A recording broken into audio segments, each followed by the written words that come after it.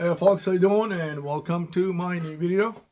And apparently this one is going to be, as you can tell from the background and where I'm at right now, is going to be on overall in general workouts and fitness, muscle training, hypertrophy, strength, and in general overall benefits of lifting weights and workouts and longevity, health, overall fitness. So, as you know, the fitness is a very big word. It has a very large encompassing area. There's all kinds of things going under the fitness, cardiovascular, muscular, strength-wise, flexibility, you name it. But, the focus usually that I'm trying to bring here is focusing on kind of zeroing on and work in the lifting weights, strength, hypertrophy, some kind of combination of hypertrophy and strength development. And I have several other videos on my YouTube channel, and those are related to the longevity, the benefits of lifting weights for the older years of one's life, and the purpose is to basically maintain the overall muscle mass level and actually maintain it and improve it, in fact, just so one can reduce the speed of muscle mass loss which comes with aging. So there's another video I talk about that kind of in a more in detail and extensive manner, so I'm not going to focus this video on that one, but I want to more kind of delve into set, rep, and weight combinations and the way they have to be adjusted depending on the changing needs. There is also yet another video you can find again on my channel on the same subject matter, which is touch basing on the very same topic, very same concept. But I believe that particular video, although it was technically explaining it correctly, the distinctions between hypertrophy and strength training, and therefore different combinations of weight, set, and rep combo, and changing it, according to the different needs. But it's actually, a lot of people might kind of tend to see this as more black and white, like, okay, if I do this many sets for this many reps with this kind of weight, I achieve this kind of goal. Well, okay, it's not wrong, but there are more nuances and more details. If you kind of delve deeper into that, one can find a lot more variations even within the distinctive classes that one might think, hey, that's it, and there's no more need to kind of try to analyze it and explain it, because it is what it is. So I want to basically bring my opinion, and you can find similar opinions, obviously on YouTube on the same subject matter. A lot of people are coming from different angles. Some are bringing academic publications, like one of them is Hypertrophy House, and there's extensive material that the person who is preparing those bringing into this subject matter.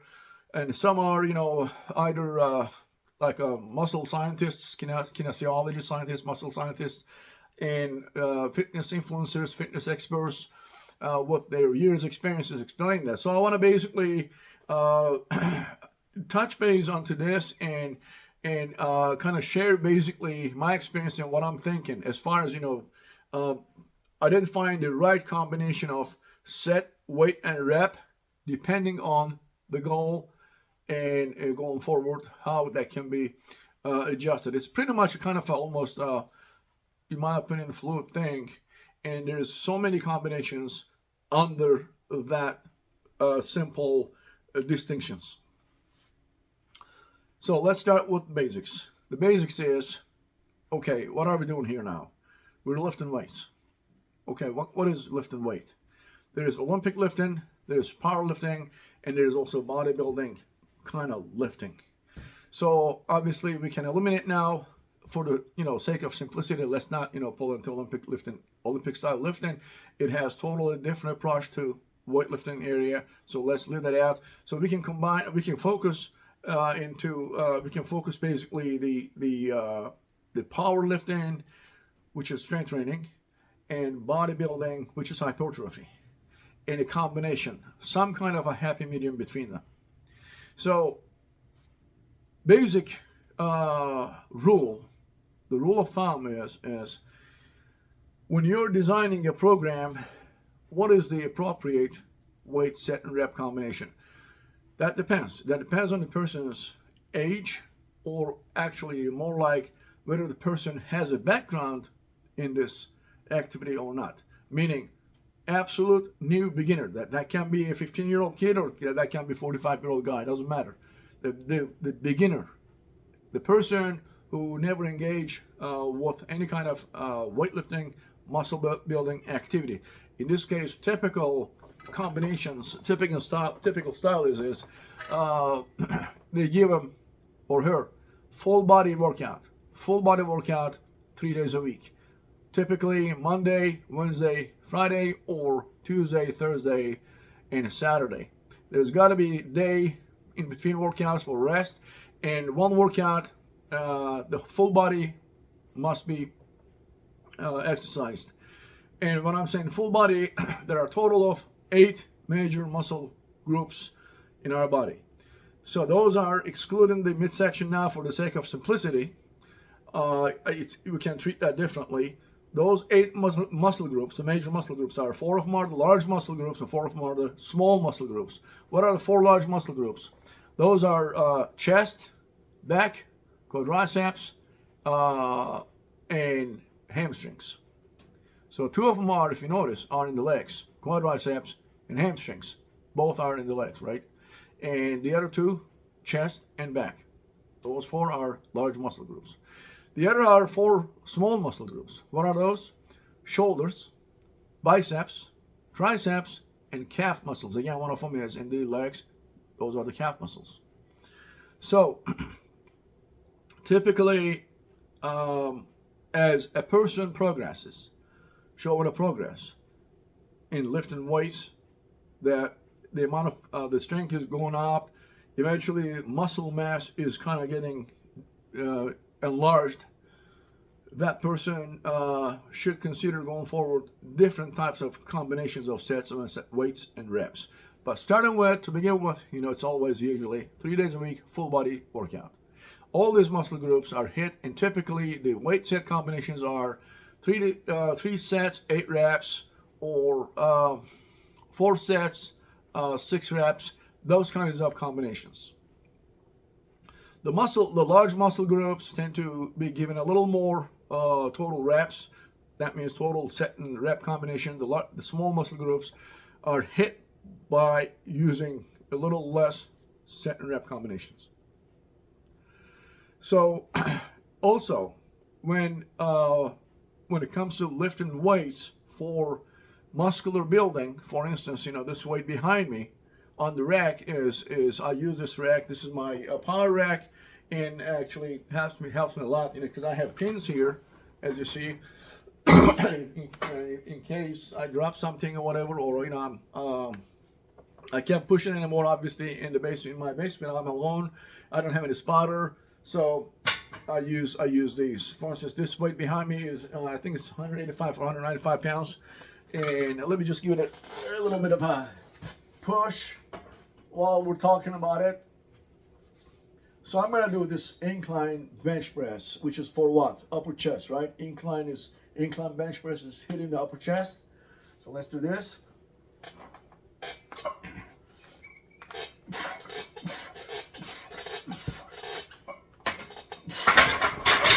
All right.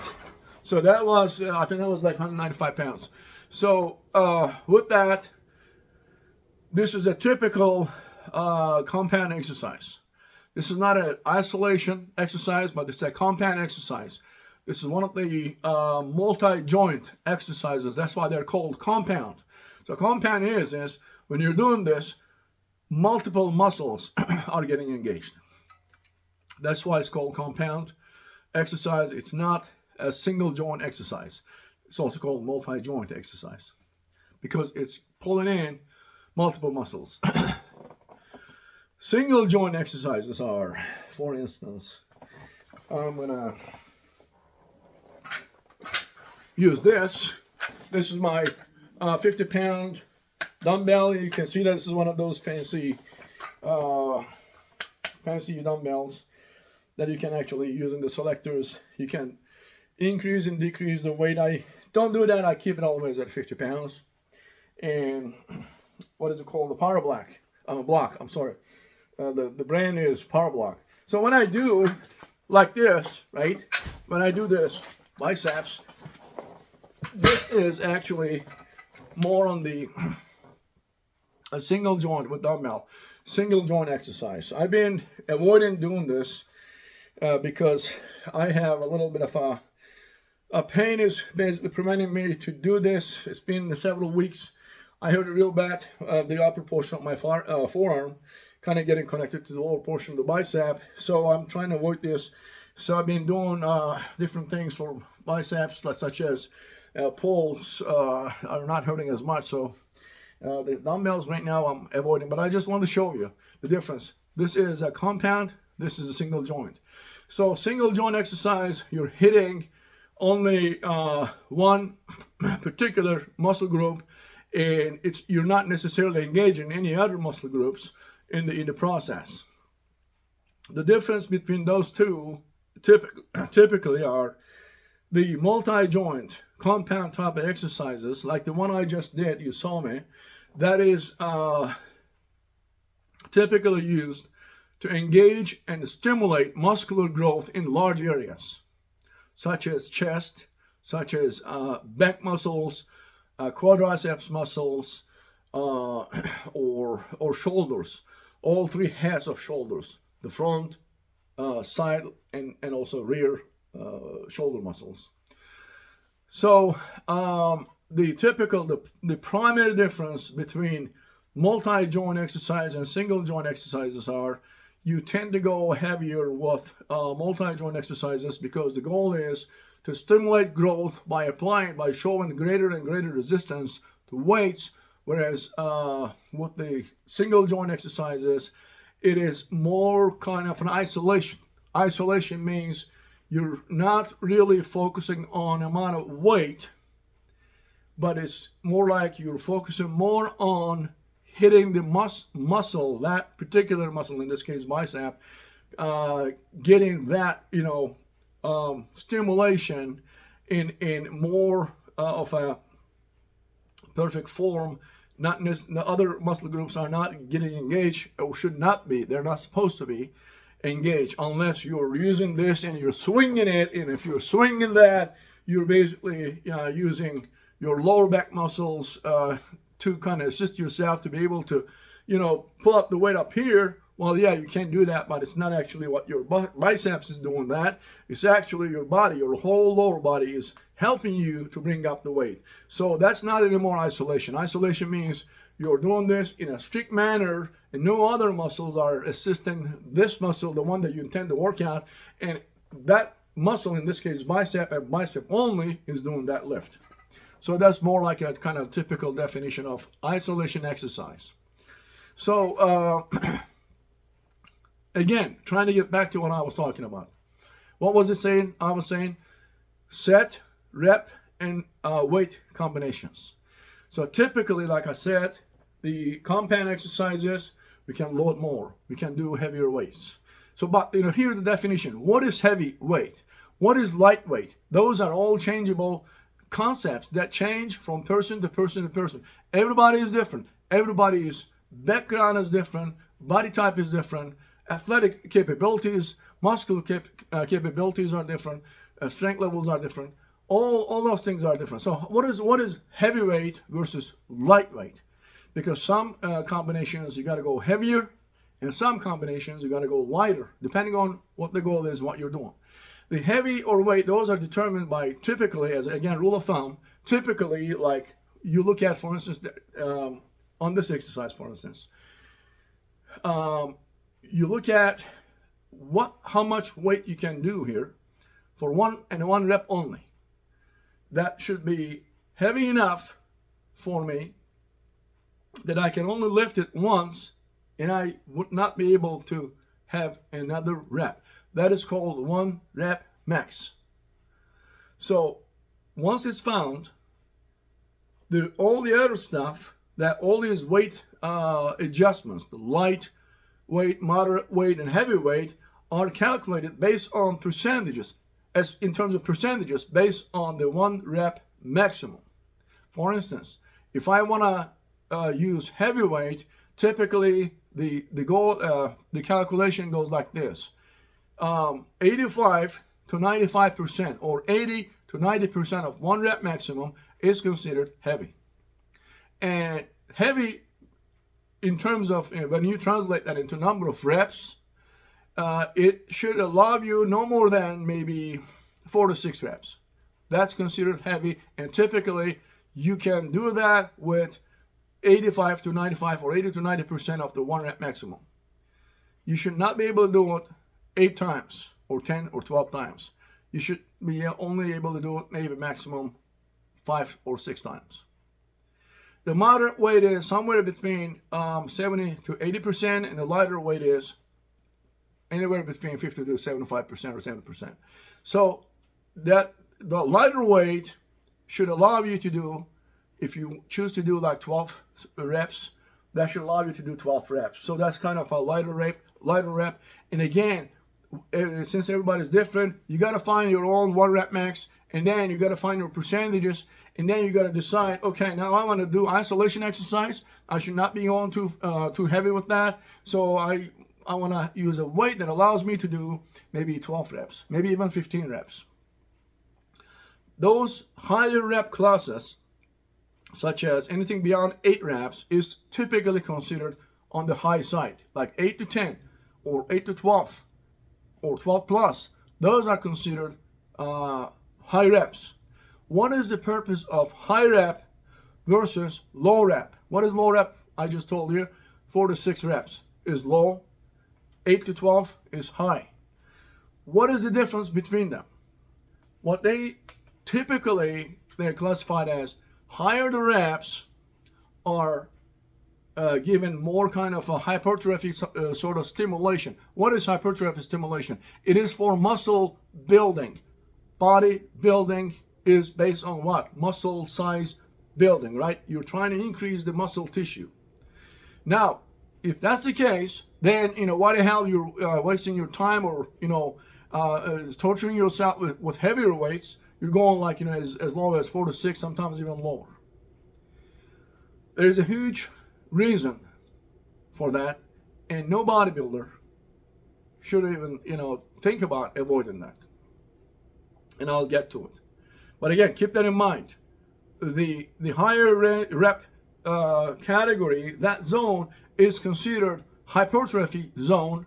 The low rep zone is considered the strength zone, like 4 to 6 reps.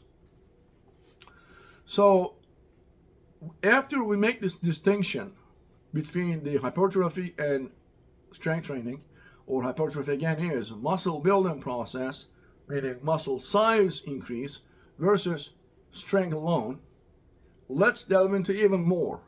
That's what I meant. That's what I wanted to talk about at the beginning when I said it is not really that black and white, and there are a lot of changing shades of gray in between, depending on what the person is wanting, depending on what the goals are of that individual person.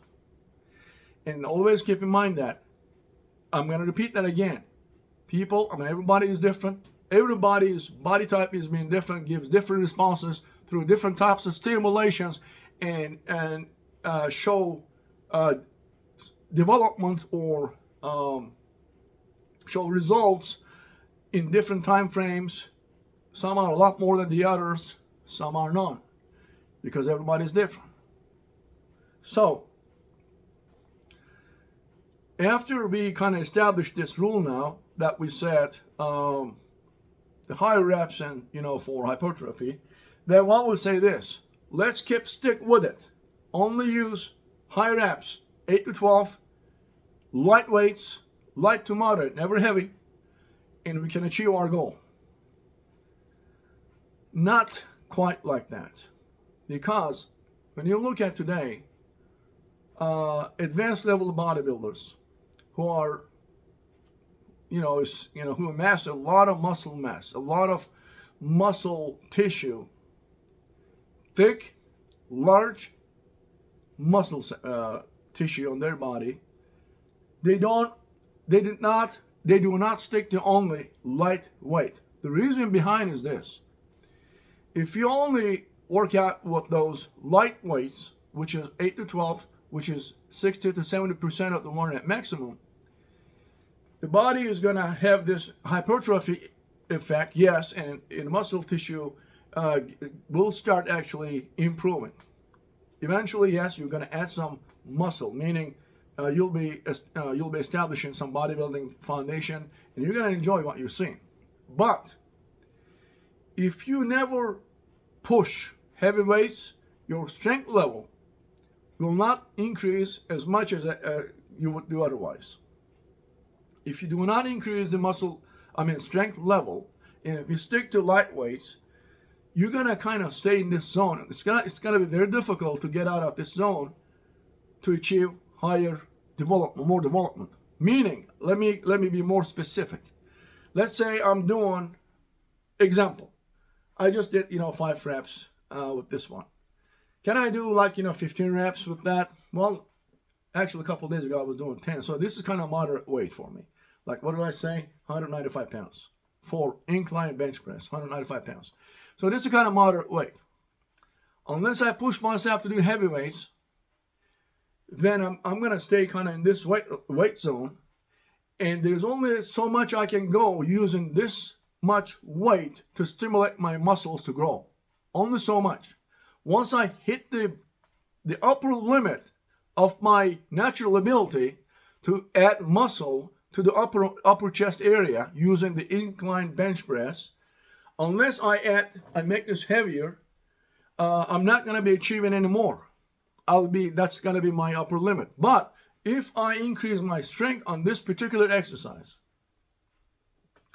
then I'll be able to use the same amount of reps, like 8 or so, for hypertrophy, but this time I'll be using heavier weight. Using the heavier weight for the hypertrophy will now again hit and stimulate my muscular development on the upper chest area, so it's going to help me to achieve my goal. The longer overall goal is what? Again, hypertrophy, muscular development. But again, I have to be able to increase my overall strength level so that I can stimulate my muscles in the long run better. That's why sometimes I have to also fall back to strength training, meaning, I have to lower the number of reps and I have to increase the weight.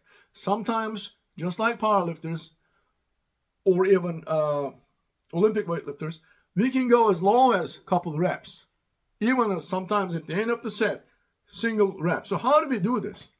It sounds complicated. It's a matter of optimization. It's an optimization problem.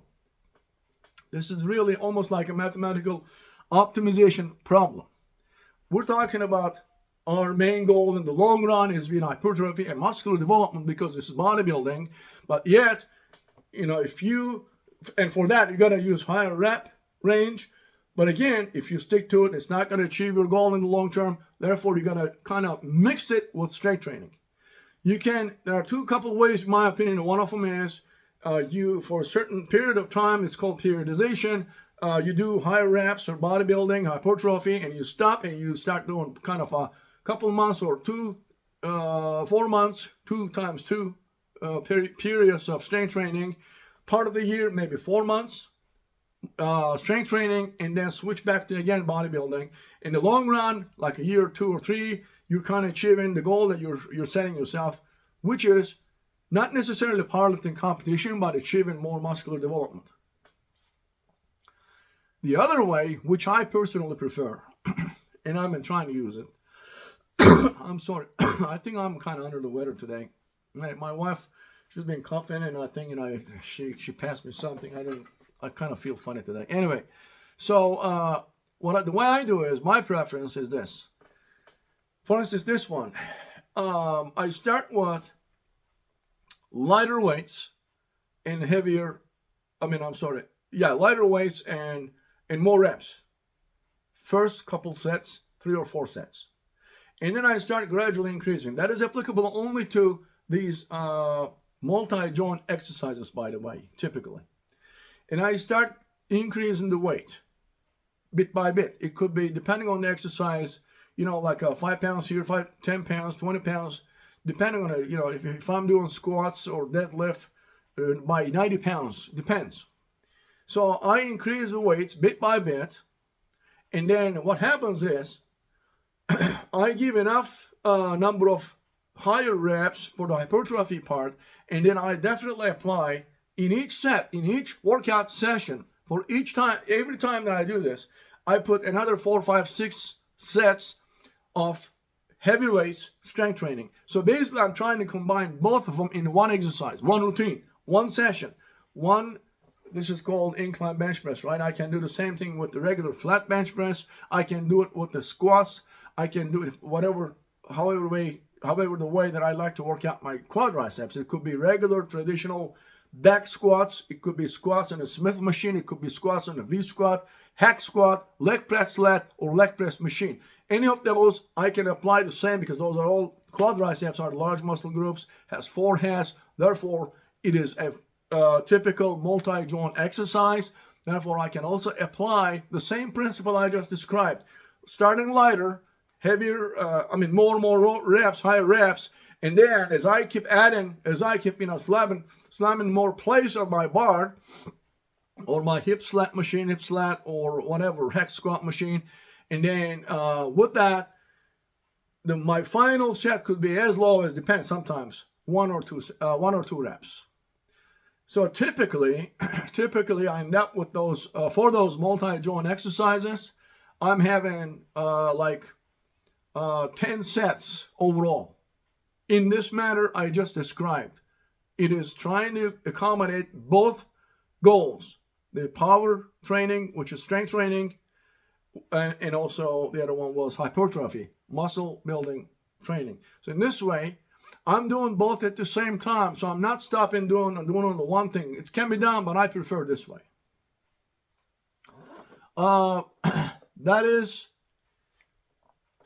the way to measure that is the goal again is, if I have enough sufficient amount of increase in my strength level, then for instance, I can put another 50 pounds on this and maybe do it 6 to 8 reps or 8 to 10 reps, which is going towards the hypertrophy area, hypertrophy zone.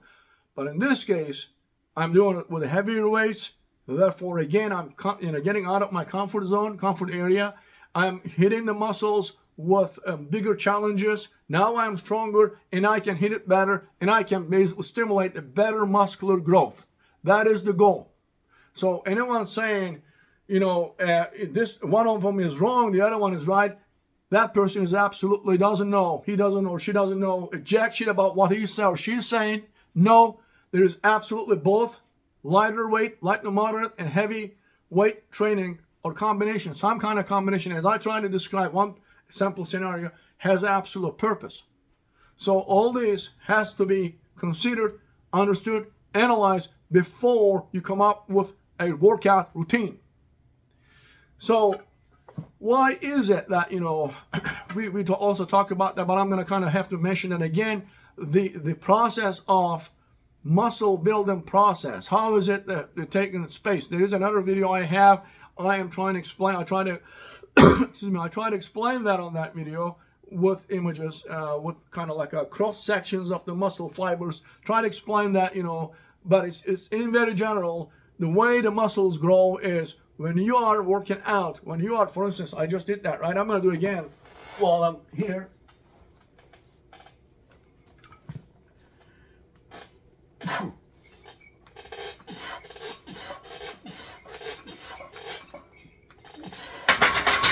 All right, just did another 5 reps, 195 pounds. So these, by the way, these weights are these are old 55-pound platters. They're not 45. Those are 55-pound platters. The bar is now 45, as you know, the typical Olympic start bar, and an extra weights to make it 195. So, I'm sorry.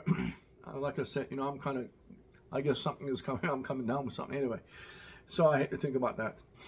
What I was saying, the muscular growth process. When you, in this case, the upper chest, when I'm hitting with this, the goal is to actually, I should say this, I'm supposed to annihilate my muscle group. Annihilate it. You got to burn it. You got to trash the muscle. You got to break those muscle fibers. At the end of the session, workout session, when I go home, I have protein, I have good nutrition, I rest. And I'm not going to do the same thing again tomorrow. Typically, between the two major muscle groups, I wait a couple days.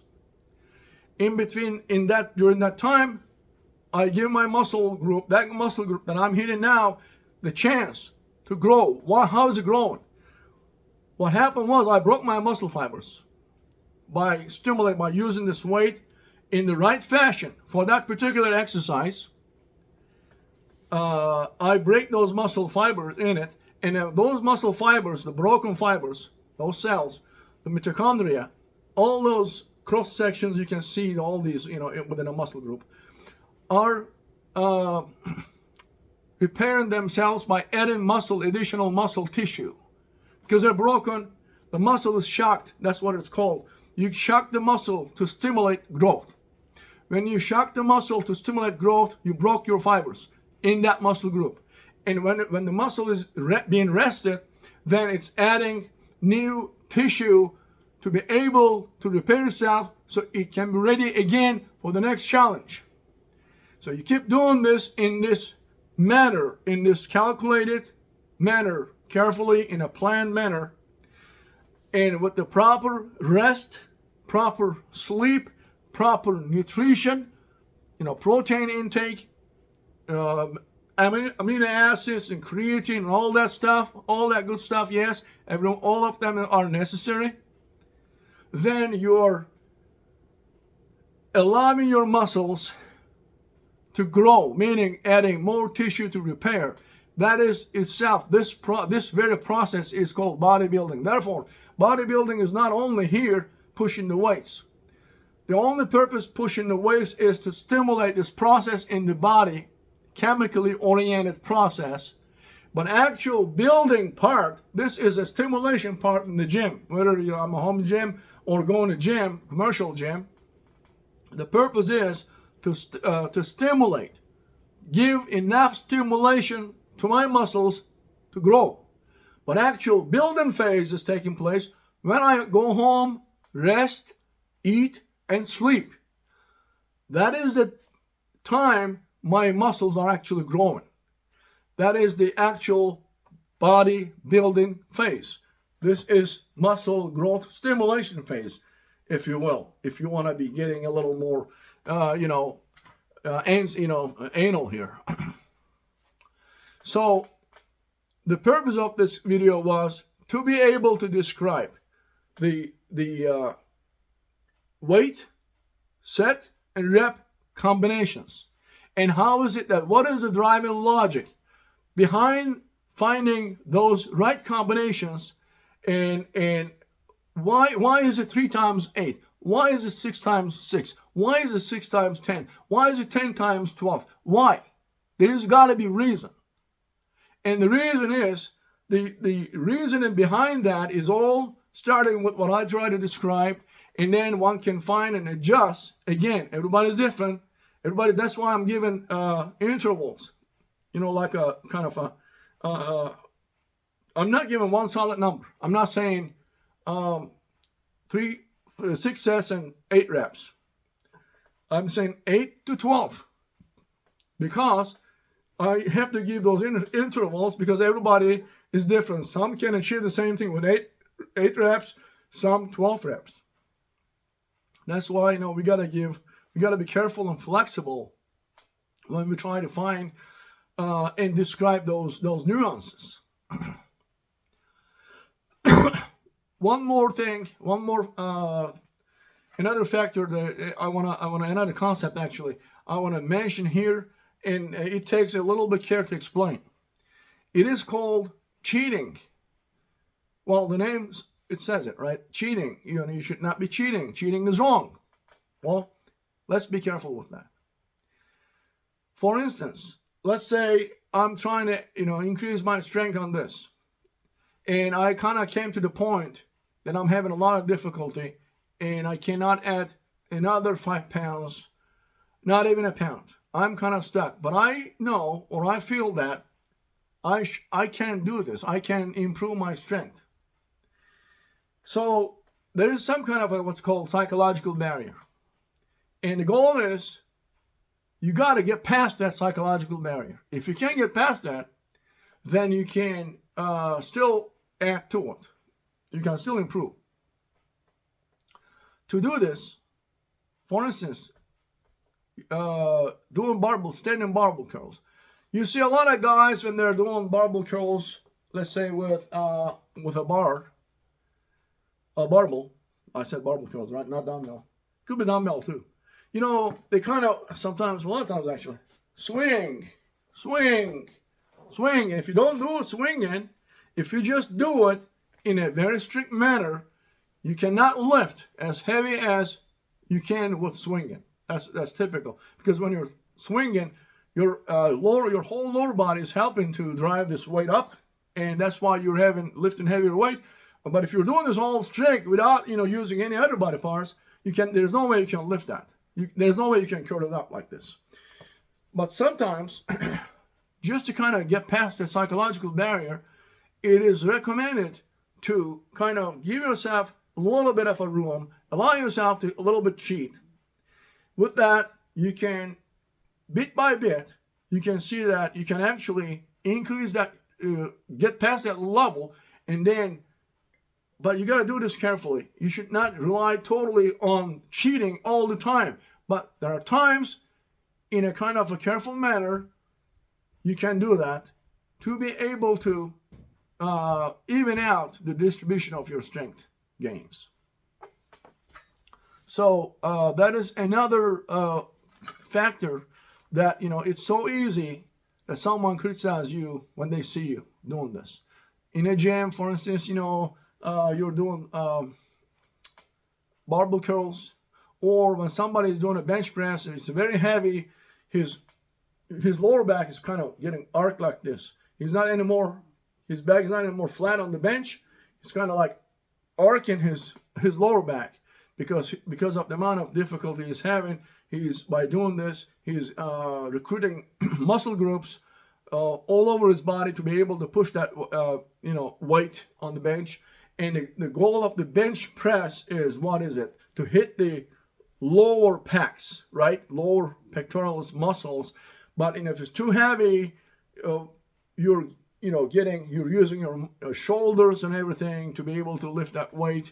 It's kind of defeating the purpose, right? Absolutely. But again, at times you got to be able to build that strength, and to be able to build that strength, sometimes you got to act like powerlifters. Powerlifters do those things all the time, because in bodybuilding it makes a lot of difference that you got to do that particular lift in a strict manner, especially in isolation exercises, just so you can give the right stimulation to the right muscle group, the one that you intend to. Whereas in powerlifting, things change.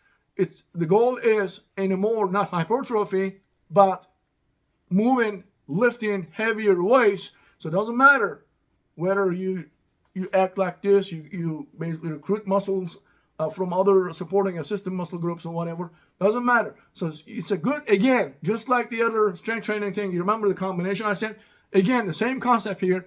You got to be able to carefully combine those things. But again, do not lose sight of what you're trying to do. If your goal is strictly bodybuilding, you can still use the powerlifting concepts and powerlifting workout style to benefit from that, to increase your strength. But again, you got to know what you're doing. If you're only doing this for powerlifting, it's a total different workout. If you're only doing this bodybuilding, different, yet you can use powerlifting concepts, bring them into your workout routines.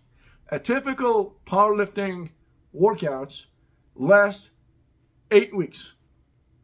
And the typical sessions are, you do that 8 weeks and you rest about a month, sometimes 2. Rest doesn't mean you don't do anything, you do something else. But you don't do that 2 months of intense powerlifting session. And then you apply another 8 weeks, another 2 months. And the lifts are typically in powerlifting are not as many as in, bodybuilding workouts. They're typically bench press, deadlift, squats, and some assistant exercises for those lifts. And when you do that, you don't put actually on a chart. Imagine there's a paper, there's a chart, and you put those weights, and you, let's say you're doing this, 4 days a week.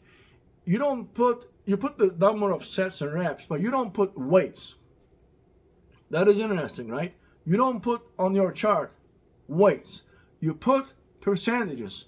So what are those percentages? Those percentages are calculated based on, you remember I said 1 rep maximum?